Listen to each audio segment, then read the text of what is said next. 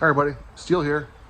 So we're getting ready to do our 47 Buick to a Cadillac Fleetwood body transfer.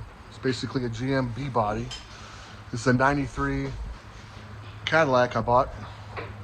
This one already parted half of it out, but it had low miles and seemed to run good. It's got everything we need to put a new chassis under this 47 Buick. So let's cover body transfers. Same thing as body swap, whatever you want to call it. Most of the cars we do, we retain the floor pan. This car's got a really solid floor pan because most of the cars are older and it rusts out, so we already have a good floor. Why not use the floor from the new car?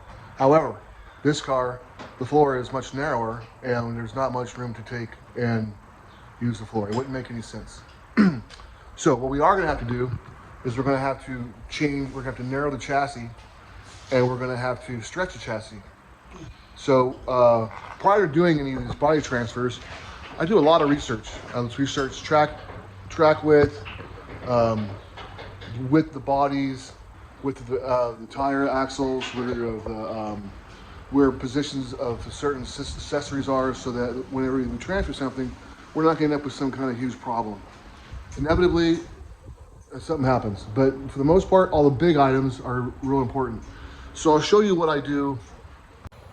So prior to even buying the chassis or donor chassis, I do a lot of measuring and a lot of figuring out. So what I do is I do a little sketch pad, which has all the measurements on it that are in all the key measurements I need to make sure that it's going to work.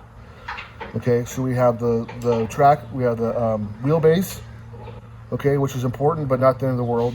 The most important thing is the width of the tires. Tires are too wide, we're not gonna have any room under the car. You gotta have special wheels made. It's not worth the hassle. If anything, I want them too narrow versus too wide. Other item we need it's important is the position of the engine. Okay?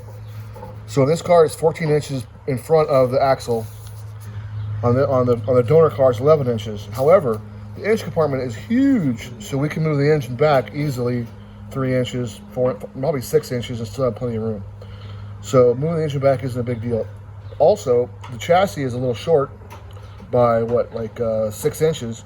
So if we move the engine back 6 inches, we can retain the same drive shaft without having the drive shaft rebuilt, or stretched at least. Other one is the width of the chassis. The Cadillac chassis is way too wide to put underneath the Buick. So I go underneath it and I get measuring points of how narrow I can narrow it. Where the body comes in here, I can add a frame rail here and here in the back. I need to have enough room to do that. So minimum number is 39 and 43 in the rear. What I need is 46 and a half. So I have more than enough room to add some frame rails to the inside of these frame rails and then cut these out. So what I'll do is I'll go in, I'll weld all this stuff in there. I'll get a piece of, the frame thickness is 2 by 5.5. I'll get some 2 by 6. Square tubing, 120 wall probably, and then I'll weld it in here, okay, and then it'll already have the frame narrow enough. This car has outriggers that go down the side of the car where it bolts up to the bottom of the body. So what we're going to do is we're going to cut the outriggers off here. We'll bolt them back on the body of the car, set the body back on top of the Cadillac when it has a new frame underneath it, and then weld the original outriggers to the frame. Some cars, the outriggers are too rusty.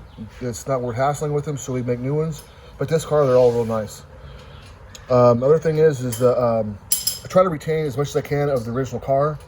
So we're going to try to use the power brake booster and the power steering.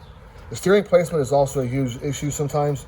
This car is way forward. It's forward of the center of the axle by 20 inches. Luckily, it's a full fendered car, so we got plenty of room for that. The other one here is in the back, is behind the axle by 6 inches. I didn't write it down, but 6 inches, so that it doesn't really matter. We just put some U-joints in an extra shaft, and we'll get the original steering column to engage with the steering box. What else is there? The gas tank on the Cadillac, we're going to try to use the original gas tank. It's got electric fuel pump, a lot of things that we're not going to use because we're actually going to go to an aspirated carburetor. It wasn't fuel injected. We're going to add a carburetor to it, so we're going to take some of the things off of it. But we can use the original gas tank, which is nice. It's a poly gas tank. so we don't have to worry about any rust or any other issues. What else? That's really about it. But we don't do any cutting until we get the chassis off of both cars. So we're going to take the body off. We're taking the body off now. So you can hear Ralphie underneath the car over there. He's taking the body bolts all out. So we're going to take the body off of the chassis. And there's a pile of interior parts. We did a bunch of measuring before just to verify that we weren't going to be able to use this floor pan. So we're probably going to pitch all the interior back in again and then take it over to my buddy's place and store it for a little bit, and then we're sure we're not going to need anything off of it. So we'll get the body off this thing probably by the end of the day and get it on the trailer, get it out of here. And then we'll move this chassis out, bring the Buick down, and start bolting the Buick off this chassis.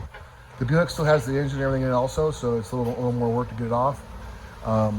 But we want to take it off with the front group intact, so that when we're setting the chassis down in place, we verify that the tires are centered and the wheel tubs are a little. I like the front tires to be a little forward of center. It looks a little better to me. It's a little more forward leaning. So we're going to be progressing on a 1946 Buick Super sedan on a 1993 Cadillac Fleetwood Brougham suspension with engine, transmission, etc. All right, see you in a bit.